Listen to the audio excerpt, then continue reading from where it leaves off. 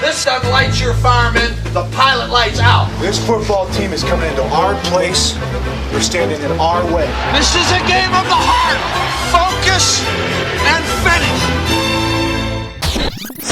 Welcome, Earthlings! It is Tuesday, October 29th, and there appears to be mass confusion in the fantasy football community. Our viewers have questions, and I've got answers. So let's match some of these things up, and you can enjoy your All Hallows Eve without being fantasy miffed. First up, @HuluMan wants to know what my outlook on Giovanni Bernard is. Well, I think he's certainly the back to have on that team, but the Bengals have transitioned to a passing offense from what used to be a ground and pound offense. Bernard is averaging just 9 carries a game and 3.9 yards a carry, so it's tough to get excited about him right now unless something fundamentally changes. And since they're kicking ass and winning the way they're doing it now, I really don't expect anything to change.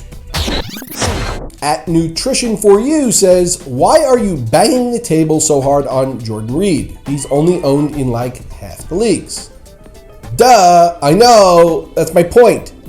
I can't help it if the people out there are shallow-minded, ignorant, mentally fantasy-challenged morons.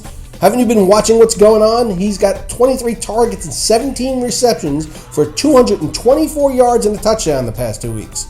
What has your tight end done?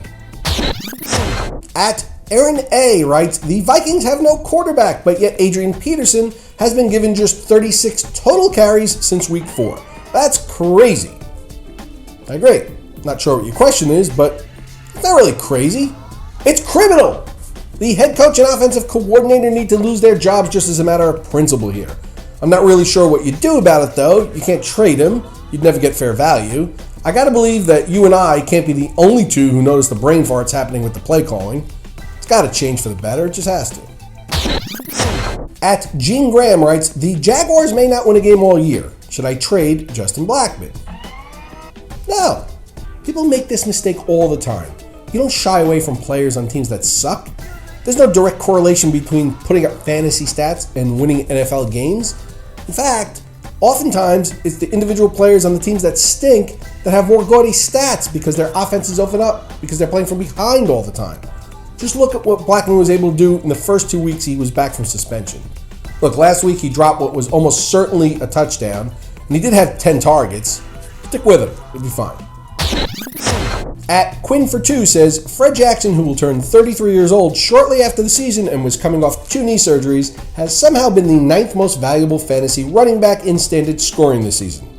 I can trade Eddie Lacy to get him. Should I? Now, how is that a Twitter question? That's not 140 characters. It was like 5 tweets. All right, you're right, but I wouldn't do that. Then again, I would have given you the same answer at the beginning of the season and been wrong to date. Hey look, it's not like Jackson is lighting the world on fire. He averages 11.85 fantasy points per week. Now, I'm not suggesting that his production will fall off a cliff, but I just think that Lacy, as well as a number of others, will be better plays in the second half. @Stevo writes, what player is your number 1 pick to flourish in fantasy in the second half of the season that is still widely available in most leagues? It's a good question, but I feel like I'm beating a dead fantasy horse here. It's Jordan Reed. I don't know how many other ways I can say it. Jordan Reed. He plays for that Indian team that we can't say their name. He's the tight end. Jordan Reed.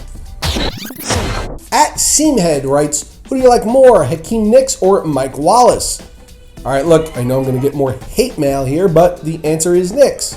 Yes, he's having a subpar season, but virtually the whole Giants team is sans Cruz.